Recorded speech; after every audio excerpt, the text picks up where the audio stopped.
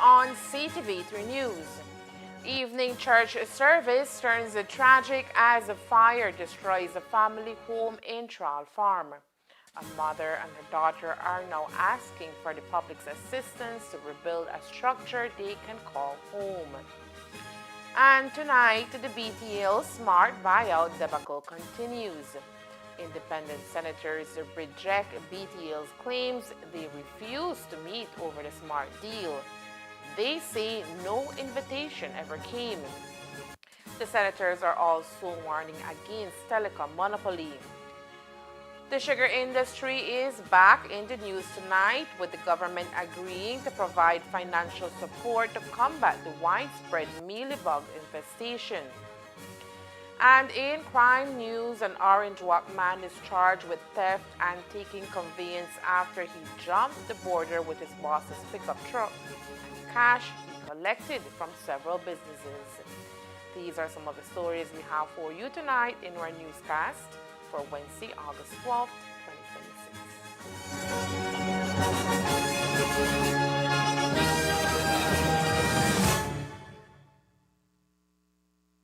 2026. Money travels fast, so make sure you check it before you spend it.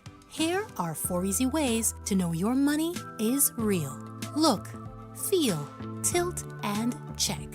Look closely at your note by holding it to the light to see the watermark and the note value. Notice how the see-through image completes itself perfectly. Feel for authenticity. Run your fingers over the raised portrait and the bars on the edges. 1 bar for the $2 and up to 6 bars for the $100. Tilt the note to see the hidden value appear. Look for the moving images on the security thread and holographic shimmer on higher denominations. Check closely. Use UV light or a magnifying glass to find hidden images and microtext. Remember, handling counterfeit money is illegal.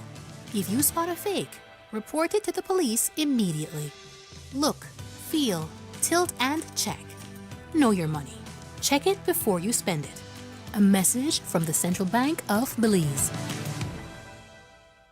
In Belize, the Public Utilities Commission works every day amid the rhythm of economic activities to ensure homes, businesses, and communities have access to necessary utility services. Through regulations, the Public Utilities Commission powers progress, connect communities, encourage new ideas and bold innovation, manage consumer rights, guide change, and serves in the best interests of national development for a future that benefits us all. Every decision is informed by evidence and guided by regulations and the law. So if and when changes arise in any of Belize's utility sectors, including situations that may affect competition, regulations and laws allow the PUC to carefully assess those changes, ensuring consumers are treated fairly while maintaining a sustainable utility sector. The Public Utilities Commission, guided by the law, informed by evidence, working to ensure fair and sustainable utility services for Belize.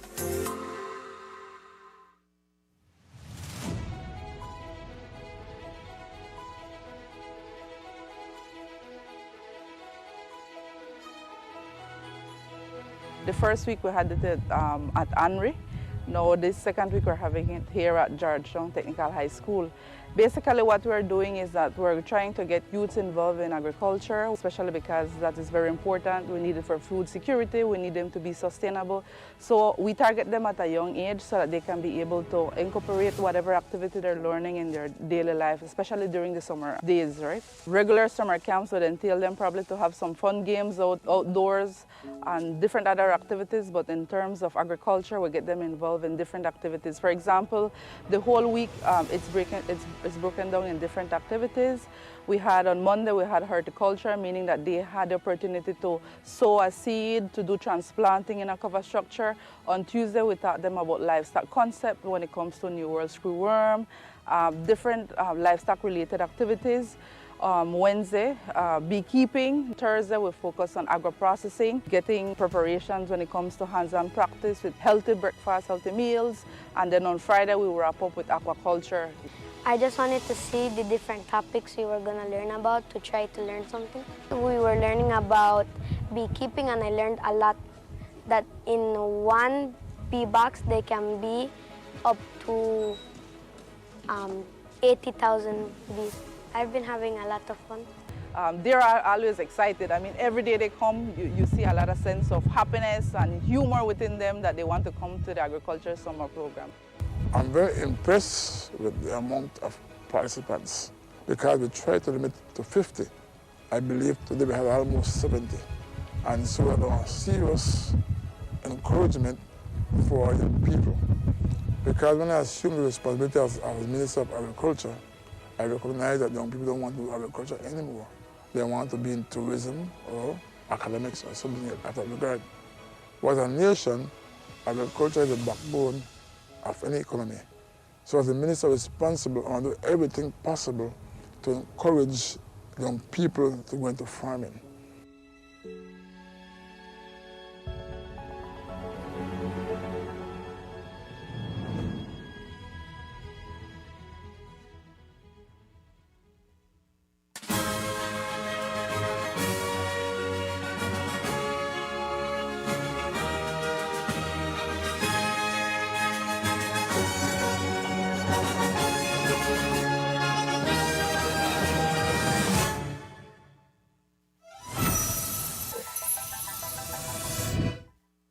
Good evening. With your news also simulcast on Fiesta FM 106.7, I am Joanna Rodriguez.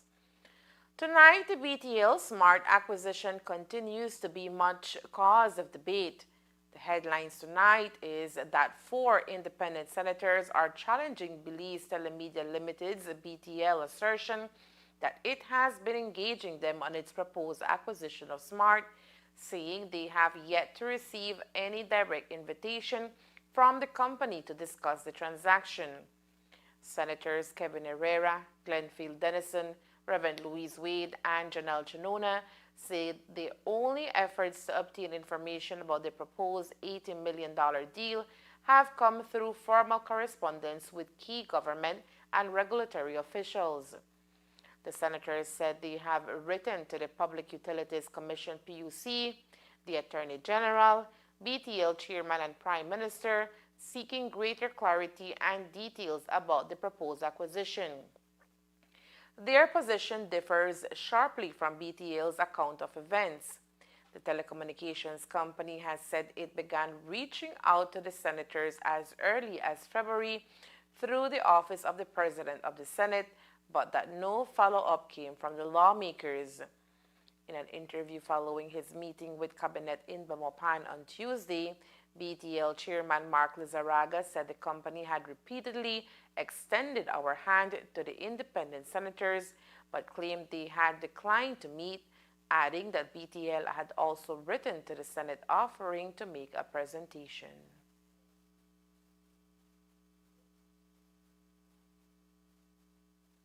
We've extended our hand to the independent senators. Have they come? No. We've extended it several times for them. And they refused. We sent a letter to the Senate, willing to make a presentation there. So we're willing, Paul, to meet with anybody that wants to truly listen. If you have your own agenda... When was that? Independent senators, however, argue that passing information through an intermediary does not amount to meaningful consultation. They maintain that direct discussions are essential, particularly given the potential impact of the acquisition on competition and the wider telecommunications industry. The senators have also raised concerns about the possibility of the transaction creating a telecommunications monopoly, warning that such a development could represent a step backward from Belize's telecommunications market.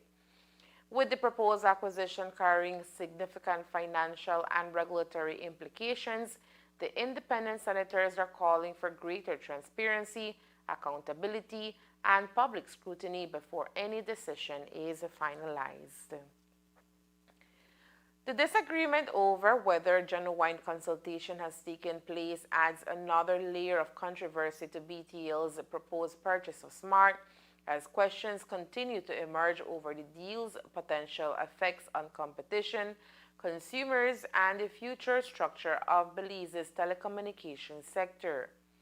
The dispute over whether Belize Telemedia Limited BTL invited independent senators to hear its case for the proposed acquisition only adds another layer of controversy to the possible transaction.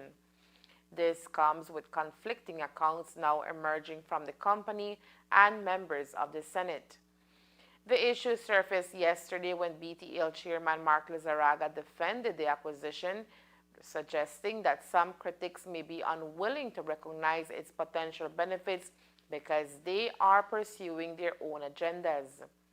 As you heard in the previous report, Lizarraga said BTL had made repeated efforts to engage the independent senators. He added that BTL was prepared to meet with anyone genuinely interested in hearing the company's position, but cautioned that those with their own agenda might not be receptive. However, when 3 of the 4 independent senators were asked yesterday about the claim that BTL had reached out to them, they said they had not received no such invitation. The matter took a sharper turn last night when Senator for NGOs Janelle Janona publicly addressed the issue in an unusually direct terms. For the public's information and official record, Janona wrote, "As an independent senator, I confirm that no invitation has ever been extended to me verbally or received by me in writing or via email or forwarded to me by any person or persons from Belize Telemedia Limited or from any third party at BTL's request." She went further, saying that if a statement that could be easily verified was being presented with such certainty despite being inaccurate, it raised questions about what other information might also be conveyed to the public with the same level of confidence. Moving swiftly to appease an already tense situation this morning, BTL provided media houses with documentation that appears to establish that the company did, in fact, formally approach the Senate. The document is a February 5th letter addressed to Senate President Caroline Trench Sandiford, in which BTL requested the opportunity to brief the honorable members of the Senate on a strategic proposal concerning SpeedNet Communications Limited. BTL also provided a screenshot of a response from the Senate President acknowledging receipt of the letter, with Senate Clerk Clarita Petch copied on the communication.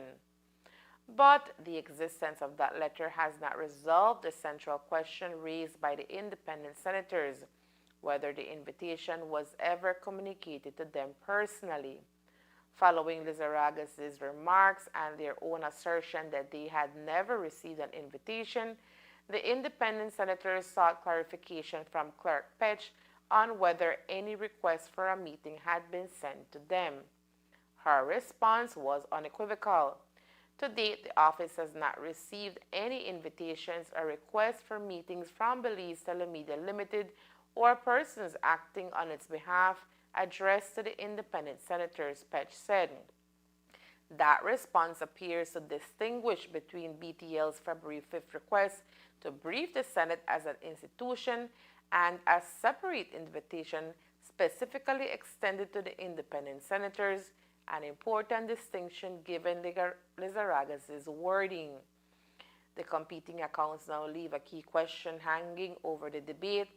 Did BTL's letter to the Senate constitute the invitation Lizarraga referred to, or was the chairman speaking of separate outreach directly to individual independent senators? The documentation provided by BTL confirms that the company wrote to the Senate President seeking an opportunity to brief the Senate. The clerk, however, says her office has not received any meeting invitation or request from BTL addressed to the independent senators. And late this evening, Senate President Caroline Trench Sandiford provided a detailed account of how Belize Telemedia Limited BTL sought to brief senators on its proposed acquisition of SpeedNet Communications Limited, clarifying that the request was made to the Senate as a whole and was never an invitation specifically extended to independent senators. The clarification comes amid a growing public dispute over whether BTL had invited the independent senators to a briefing on the proposed acquisition. BTL Chairman Mark Lizarraga had publicly stated that invitations were extended to the independent senators but were not accepted. Independent Senators Kevin Herrera, Glenfield Dennison, Reverend Louise Wade, and Janelle Chinona have all categorically denied receiving such invitations. In a statement issued around 5 p.m., Trench Sandiford said BTL Chief Executive Officer Ivan Tesukum formally wrote to her on February 6, 2026, requesting an opportunity to brief senators during the week of February 9th on the company's proposed acquisition of SpeedNet. The Senate President emphasized that the request was addressed to her in her capacity as President of the Senate and was intended to facilitate a presentation to the entire Senate. It was not directed specifically to the independent senators. Trench Sandiford said she acknowledged Tesukum's correspondence on February 10 and advised him that she would consult with the clerk of the National Assembly before deciding how to proceed. Following that consultation, the Senate President determined that BTL's request should be accommodated given the significance of the proposed transaction and its importance to the public. However, she said no date was immediately set for the briefing. At the time, the acquisition process had effectively been placed on hold following an announcement by Public Utilities Minister Mitchell Shabat on February 6th. Against that backdrop, Trench Sandiford said she opted to monitor developments before deciding whether it will be appropriate for BTL to appear before senators. The Senate's existing workload, other National Assembly commitments, and the approaching parliamentary recess were also factors in determining when the proposed presentation could take place. According to the Senate President, the procedure was for a date and time to first be proposed and confirmed with BTL. Only after those arrangements were finalized would senators be invited to attend the information session.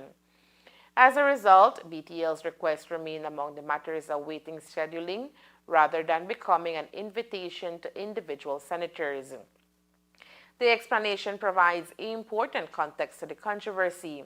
While it confirms that BTL did formally seek an opportunity to address senators, it also makes clear that the correspondence was not an invitation specifically sent to the independent senators. Under the process outlined by Trench Sandiford, individual invitations would only have followed once the briefing had been scheduled. The Senate President further disclosed that as of August 12th, the Senate has 36 matters before it. These include 16 bills, 7 motions, 10 papers, and 3 requests for presentations, with BTL's proposed briefing listed among those pending requests. The Senate officially entered recess on August 1st and is scheduled to resume on September 11th. The recess was, however, interrupted by an urgent sitting on August 4th. The issue has gained renewed relevance following developments in BTL's proposed acquisition of 100% of SpeedNet's shares. BTL's board has since approved moving forward with the proposed transaction, which the company values at approximately $80 million. The deal remains subject to further due diligence and the completion of final agreements. With the acquisition now advancing, Trench Sandiford says the circumstances have changed and the time is now appropriate for BTL to brief the Senate. She confirmed that she will respond to Tesukum with a proposed date and time for an information session at which BTL will present details of the proposed acquisition to senators. The Public Utilities Commission is also expected to be invited to participate in the session, potentially giving senators an opportunity to hear from both BTL and the sector regulator as they consider the implications of the proposed takeover. The clarification by the Senate President effectively separates two issues at the center of the controversy.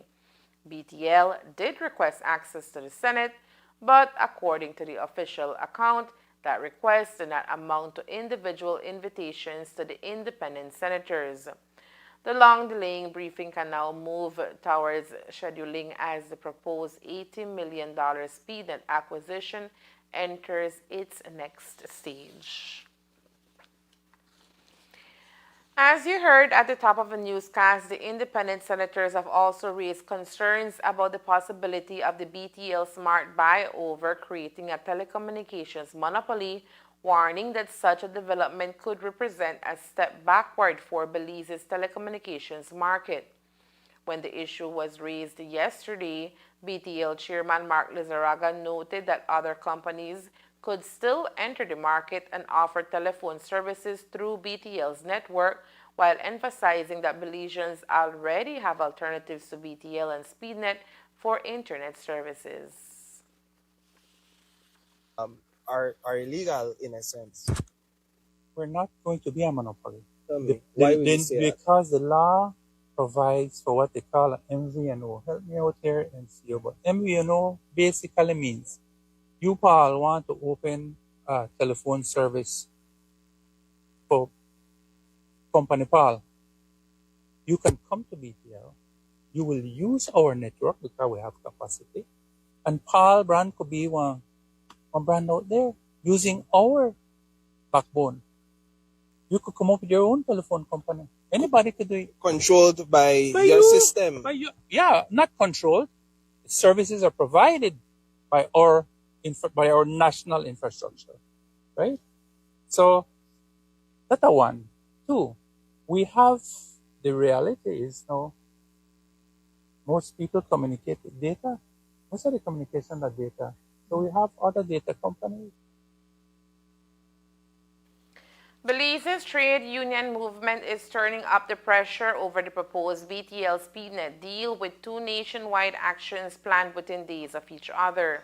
The National Trade Union Congress of Belize, NTUCB, is urging workers and Belizeans throughout the country to take part in a blackout BTL campaign this Friday. Participants are being asked to wear black to work, school, or their businesses, take photographs, and post them on social media with the hashtag BlackoutBTL.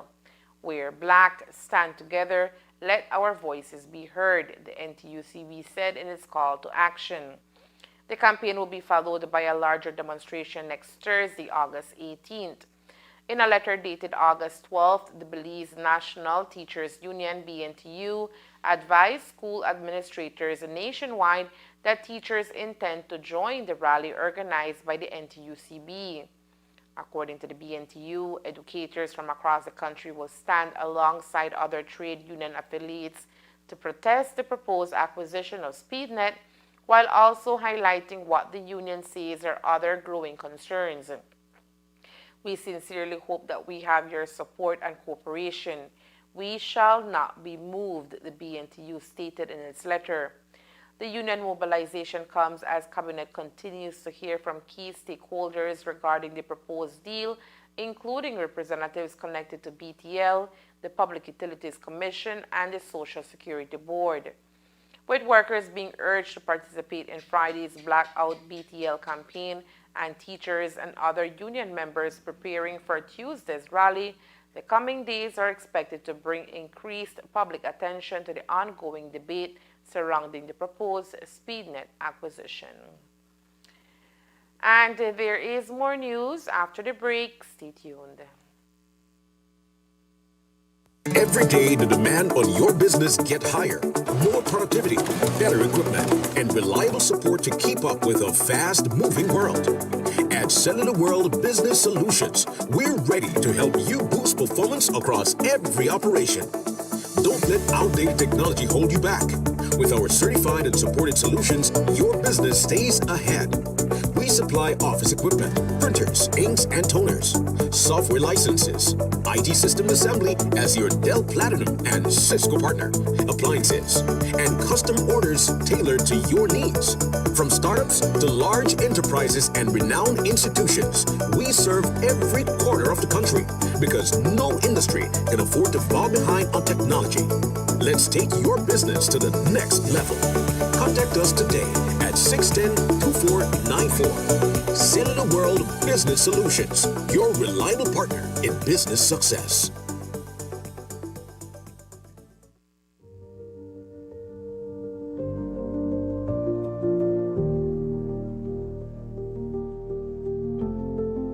When I come here with me and my family, I get quality service. I have no problem with the doctors nor the nurses. It has a lot of impact on the families because they can also use the service just like me. People younger than me have to pay $2 while I get my medication free. So that's the great thing about NHI, that you can, access the service based on your ability to pay or not. All right. So that's the game changer of NHI, is that a consultation is $2. And I think if you don't have the $2, we would never deny the service. Built into that is children under 5 years old or above 60 years old or pregnant women. They have been suspended from the $2, what we call co-pay. So for them, it's totally free. I am glad because before I would have to pay out of pocket. Now, well, because I'm senior citizen, I can get most of them for free. I think NHI is for everybody. Once you have a social security card, you should register for NHI.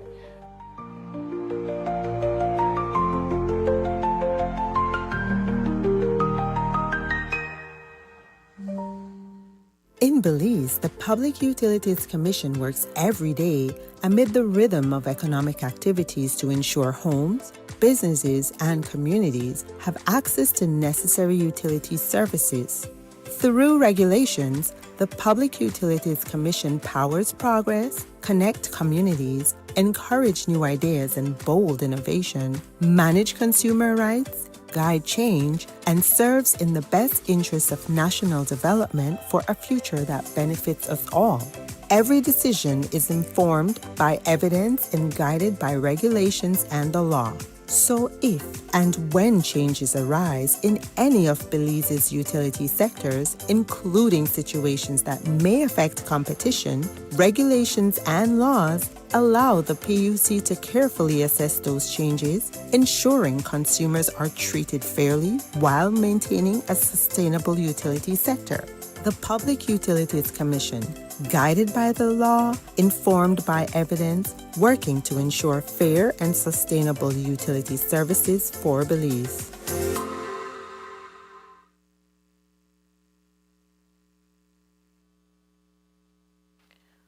A routine Sunday church service ended in heartbreak for one Orange Walk family after fire destroyed their wooden home located on San Lorenzo Road.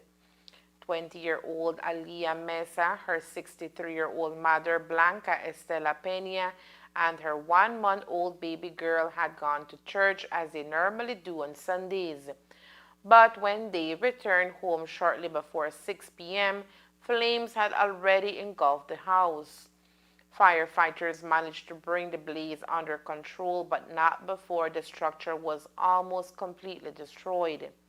The cause of the fire remains under investigation. The family says they did not have electricity at the home and insists that nothing was left on when they left for church. Bueno, pues nosotros cada domingo vamos a la iglesia, ¿verdad? Entonces nosotros regresando de la iglesia, porque nosotros le damos la casa a las 2:30, que pasaron por nosotros, como por ahí las 5:30, y estábamos ya regresando a la casa.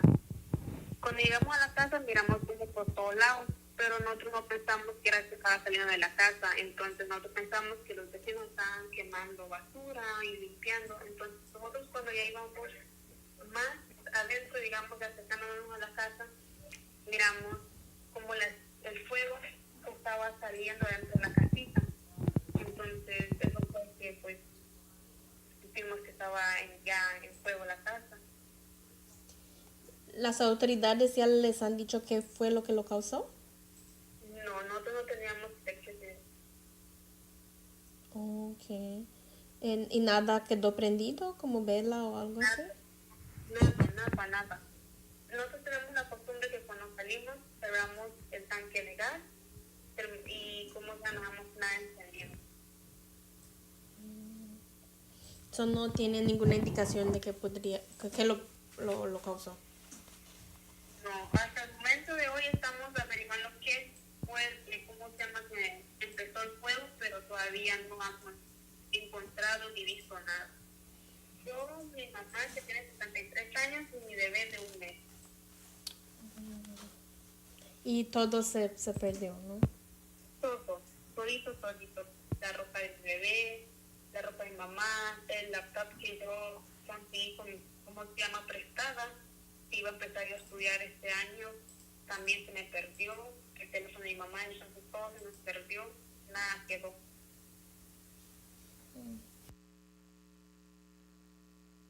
The family is now doing their best to rebuild their home of over 30 years. The family is currently being accommodated at the church as they begin the difficult process of starting over.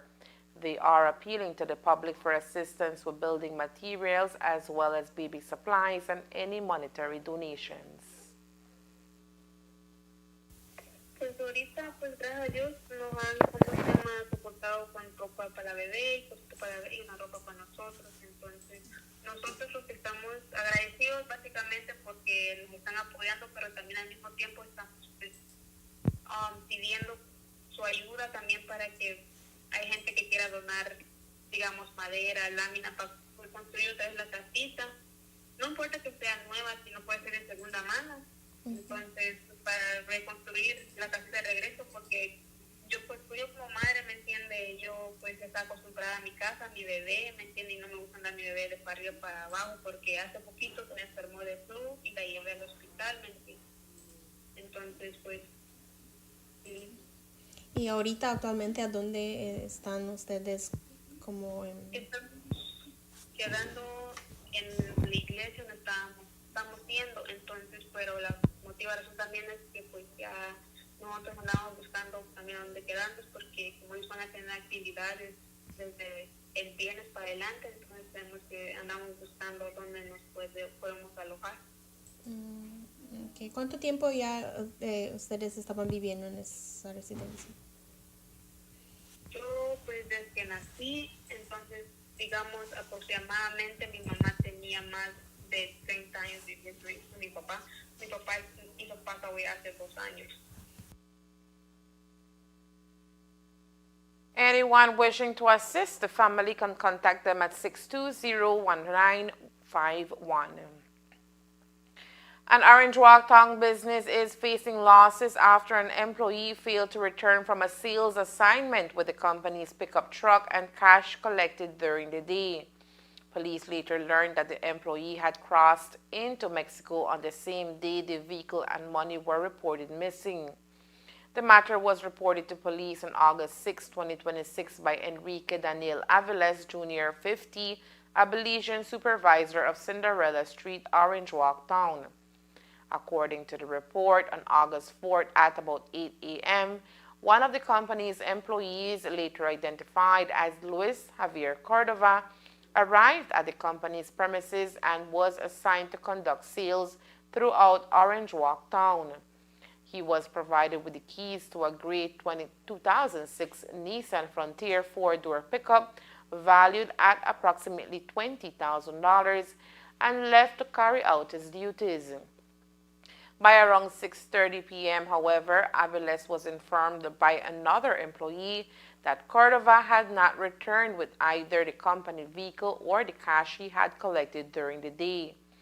As a result, information concerning the missing employee and vehicle was circulated to border points across the country, and that is how officers subsequently received confirmation from the northern border that the employee had departed Belize on August 4th and entered Mexico. Based on investigations on August 11, 2026, Cordova was formally arrested and charged with the offenses of theft and taking of conveyance. It is unknown how much cash it was. A 25-year-old Orange Walk man has been arrested and charged with burglary following an alleged early morning break-in at a residence on Guadalupe Street, Orange Walk Town. Police reported that around 2 a.m. on Tuesday, August 11, 2026, 64-year-old Belizean musician Armando Alcocer reported that he had been awakened around 12:30 a.m. by his son, Armando Jr., who told him that a police officer was at their home. According to Alcocer, he went outside and encountered the officer, who informed him that someone had gained entry to the residence through a window. Upon checking the area, Alcocer noticed that the aluminum louvers on a window on the northern side of the house had been damaged and forced open. A nearby fiberglass frame was also damaged, suggesting that it was used as an entry point. The homeowner then reportedly saw another police officer on the roof of RB's building with a man in handcuffs. Alcocer identified the man as Adrian Ruiz, whom he said he knew as someone who is frequently seen in the area collecting aluminum cans. After checking his property, Alcocer discovered several items missing, including a gray gas tank, a total power drill battery charger, a lithium-ion battery charger, a green and gray total electric skill saw, a black toolbox containing assorted tools, a silver Olympus digital camera, and a portable Scotiabank speaker. The missing property was reported to have a combined value of approximately $665 Belize dollars. Ruiz was formally arrested and charged with the crime of burglary. The matter remains before the court. The government has agreed to provide financial support to the sugar industry to help combat the widespread mealybug infestation affecting cane fields across northern Belize and other sugar-producing areas. The issue was among the main concerns raised by sugar industry stakeholders during the meeting with Prime Minister John Briceño 1 week ago. Sugarcane Farmers Association appealed to the government for assistance, saying growers cannot afford the estimated $5.2 million needed to apply insecticides across affected fields. The proposal called for half of the funding to be provided as a loan, which farmers would repay over time. Chairman of the Sugar Industries Control Board, Marcos Osorio, says that proposal has now been accepted. Percent of that amount of money as a loan, as a soft loan, and for them to repay over some crops at a rate. They had made a proposal, but in the way the Prime Minister looked at it was that the offer that they were making would have taken too many years to pay back the 50% of the 5.2 million. So the Prime Minister made a counter offer, which was, I am not committing to getting the funding, but I will take it to the cabinet. It's the cabinet that would approve. And also, I propose that the repayment period be 4 years instead of a longer period. The Cane Farmer Associations agreed to the term. So we were hoping and awaiting, and we knew that the government, this government has been responding as is required in support to the sugar industry. And we knew, we had no doubt that cabinet would not have approved the funding. So we waited yesterday, but there wasn't any word yet from Minister Martinez. Actually, he had told us they need to wait for the CEO caucus to go over the proposal for the final decision. So we got information before midday this morning, where Minister had informed us that the funding was approved. So we want to extend our heartfelt thank you to the government of Belize, to the Prime Minister, to Minister Martinez, and all his team, his CEO, and also the industry stakeholders, in ensuring and assuring that we are prepared, government along with stakeholders, to do what is necessary and what is required to ensure that we keep this industry viable. The Sugar Industries Research and Development Institute, CIRDI, has already begun developing a master plan for the treatment program, with field applications expected to take place between now and September. Along with CIRDI, drafting the plan of action on how we will start the applications, how we will address the different areas. So we are, in the coming days, between tomorrow, Friday, and Monday, we are having meetings with the different, with the suppliers of insecticides or agrochemicals, with the service providers, the targeted service providers that will be doing the applications, and also with the associations, so that we can set up the coordination team, and where we also require full engagement of the leadership of the 4 associations, and CIRDI would be responsible of executing the actions on the ground. We also anticipate and look forward to the full cooperation and participation of all cane farmers to ensure that we can be successful in executing the plan of action, in executing the applications. We need everyone's support. Government have done its part. The infestation is widespread throughout the northern sugar industry, as well as in western and other areas.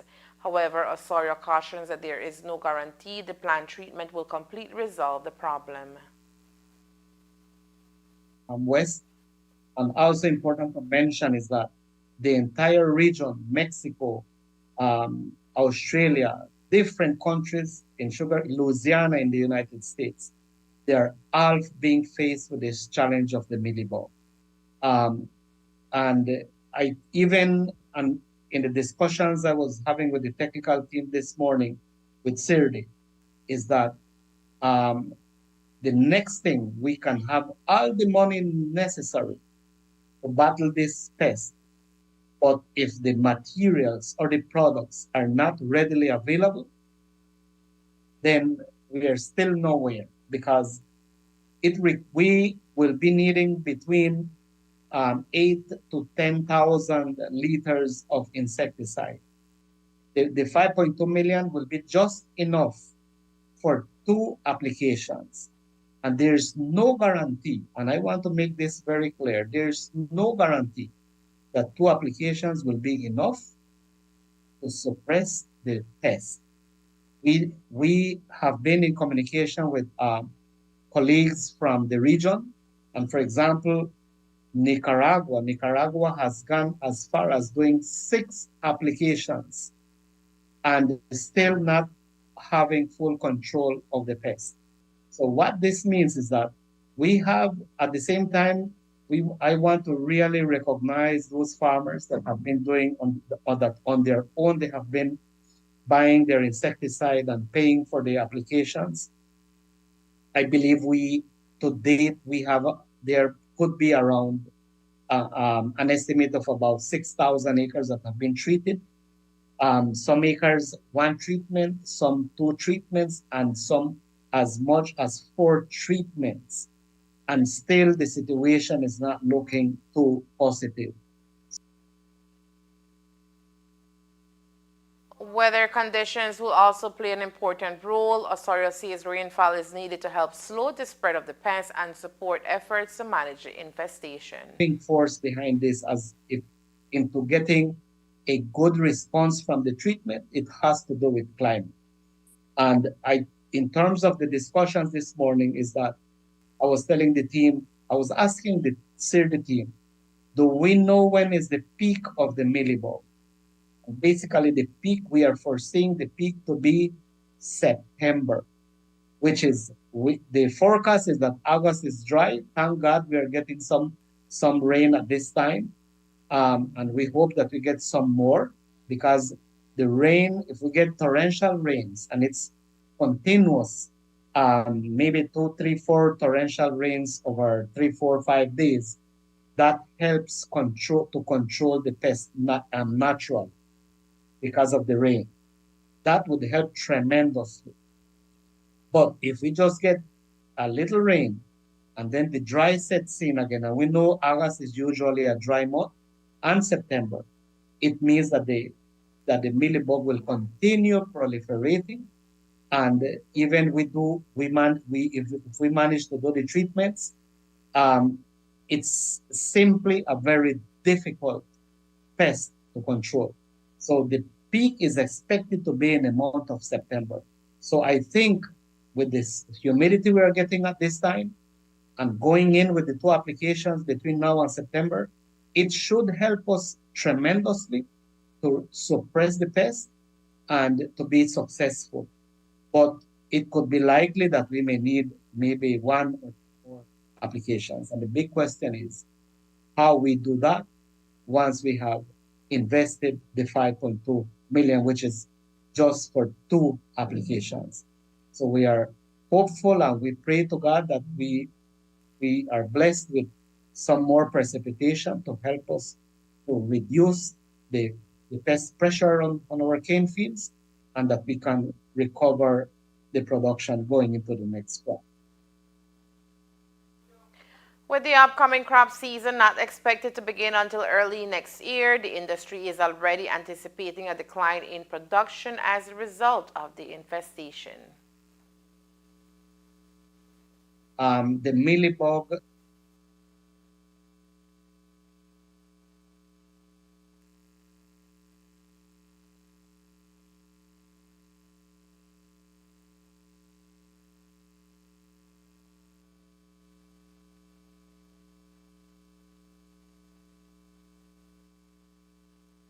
given the stunting caused by the pest, we don't think we could start in December. We might see a later start, like the recent crop that finished, maybe sometime in January, but it will depend on climatic conditions. If we get a good spread of rains from now to the end of the year, we would be in a good position to start in January. If the dry conditions continue, it will be a tough decision with industry stakeholders as to when is the best time to start, and also the volume of production that we will have.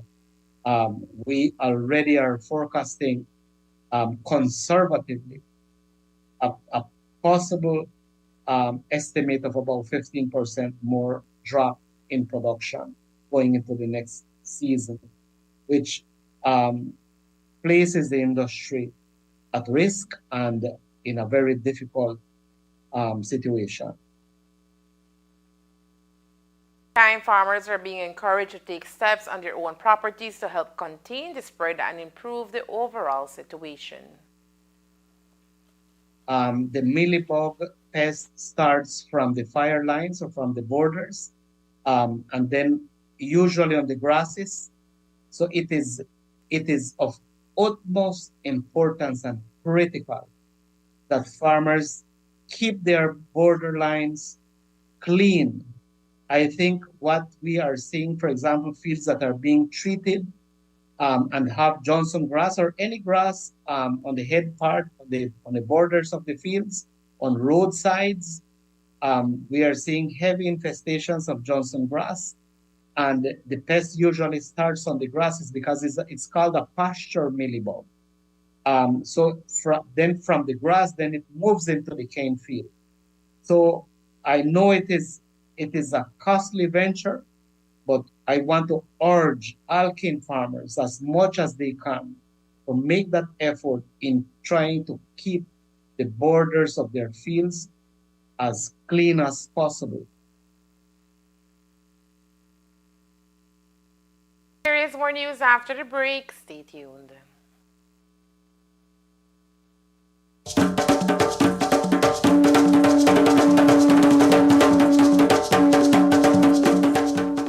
1st August 1838, our African ancestors were legally emancipated from slavery, marking the beginning of a new chapter in the pursuit of dignity, justice, and opportunity. We honor their resilience, celebrate their enduring legacy, and reflect on the sacrifices that help shape our nation. 5 years ago, the government of Belize formally recognized Emancipation Day as a deeply rooted part of our national journey and identity. That struggle, resistance, and triumph are fundamental parts of our road to independence, and that this present moment in 2026 is intertwined with our many challenges and opportunities as a nation and people. Advancing our education upliftment project and healthy school meals agenda, building more affordable homes for those most in need, and expanding our national health insurance program to ensure better health care for all. Physical freedom must be backed by economic empowerment. On behalf of the government of Belize, I have appointed the Belize Pro Tem Reparations Committee, marking Belize's active involvement in the call for reparatory justice. As the CARICOM Reparations Manifesto states, the goal is to achieve material, social, cultural, and financial justice for sustainable development. Through this initiative, Belize will have a voice in the CARICOM Reparations Commission as it works to define and implement a 10-point action plan aimed at securing redress for the centuries of oppression endured by African and indigenous peoples and their descendants. Today, on Emancipation Day, let us remember that we stand on the shoulders of men and women who were held in chains, but whose spirits were never bound.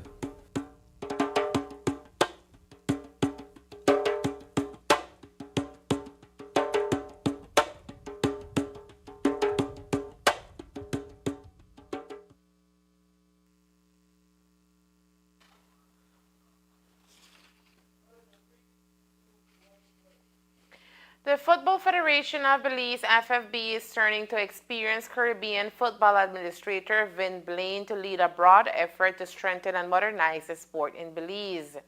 Blaine, the former head coach of Jamaica's Reggae Girls, has been appointed the Federation's new Director of Football after signing a 2-year contract last week with the possibility of an extension. His appointment comes with a mandate that extends well beyond the performance of Belize's national teams. The Jamaican brings extensive experience to the position. Before joining the FFB, Blaine served as Director of Football with the Jamaica Football Federation and held technical leadership positions in Grenada and the United States Virgin Islands. His plans for Belize include creating a more structured football system, improving player development, strengthening refereeing, and identifying young talent. He also has a long-term goal of preparing a Belizean to eventually succeed him in the role.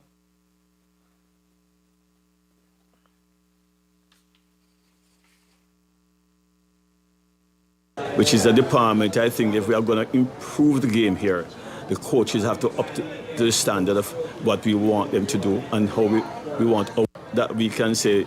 You know, they always say that better coaches, better players. But not only that, we want them to understand the unity we need in the technical department to make sure we move ahead. I'm confident that we can do that. with the support of the President and General Secretary. I had a meeting yesterday, a 2.5-hour meeting with the technical staff. That's the first thing I did, really, to see, to let them know their roles and responsibilities and what it needs from them and myself to get the The new director will have little time to settle in, with several international assignments already approaching. Belize's senior national team is scheduled to compete in Nationals League matches in September and October. Meanwhile, the under-15 boys are set to travel to Azerbaijan for a World Cup festival, while the under-16 team will compete in El Salvador at the Central American Football Union tournament. Well, not the main issue. One of the main things I'm looking at right now, we have an under-15 boys World Cup festival that's coming up in a few more weeks. I think that is something we have to give a lot of attention to. You know, how we're going to approach it. It's the first of its kind, you know, so we're going to be creating history, no matter where it looks, what it looks like, because we are the first team from Belize to be going to this type of tournament. FIFA changed that this year. So every year we're going to have a World Cup festival for girls and boys. Then also we have the UNCAF under 16 girls and boys and the under 17 girls that is coming up the same period of time. So it's a lot of work that's there. As part of his assessment, Blaine has been meeting with coaches from different age groups and examining the country's wider pool of players. He has particularly identified Belizeans living abroad, including Latin American and Spanish expatriate players, as a potentially valuable source of talent. According to Blaine, these players could bring different football experiences and styles that may benefit the national setup. He plans to use an upcoming full weekend of Belize Premier League action as an opportunity to scout players who may have previously been overlooked for national team selection. Belize's sea cucumber fishery will reopen on September 1st, 2026, as the Fisheries Department prepares for the 2026-2027 harvesting season under the Fisheries Resources Sea Cucumber Regulations established through Statutory Instrument Number 107 of 2022. The season is scheduled to run until January 31st, 2027, unless the national catch quota is reached before the date. Once the quota has been fully harvested, the season will close. Commercial fishers who wish to participate in the upcoming harvest must obtain a special sea cucumber fishing license in accordance with Statutory Instrument Number 67 of 2009. Applicants must already hold a valid commercial fishing license. The Fisheries Department has announced that applications for the special license will be accepted from August 18 through August 31st, 2026. The cost of the license is $75 Belize dollars. Authorities are also reminding fishers that every person aboard a vessel involved in sea cucumber fishing must have a valid special sea cucumber fishing license. The Fisheries Department is encouraging commercial fishers to submit their applications as early as possible and to comply fully with all licensing requirements and fishing regulations. The measures are intended to ensure responsible harvesting and help safeguard Belize's marine resources for future seasons. And that's the news. We invite you to join us for another newscast on Thursday, August 13th, here on Ctv3 News and Fiesta FM 106.7. Remember that to read a text version of the news, you can visit our website, ctv3belizenews.com. You can also log on to our Facebook page for current stories at facebook.com/ctv3belizenews or our YouTube channel at Ctv3 News BZ. From all of us here at Ctv3, thank you for watching and listening. Good night.